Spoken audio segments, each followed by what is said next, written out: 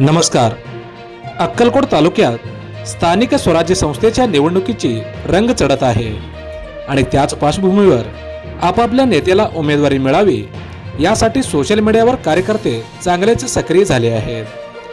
चप्पळगाव जिल्हा परिषद गटातून जिल्हा परिषदसाठी हन्नूरचे उपसरपंच सागर कल्याण शेट्टी यांच्या नावाची चर्चा होत आहे. बैलगाडा शर्यतीमुळे अक्कलकोट तालुक्यासह सोलापूर जिल्ह्यात त्यांनी नावलौकिक केले. अक्कलकोट तालुक्यात प्रथमच त्यांनी बैलगाडा शर्यतीची मुहूर्तमेढ रोवली.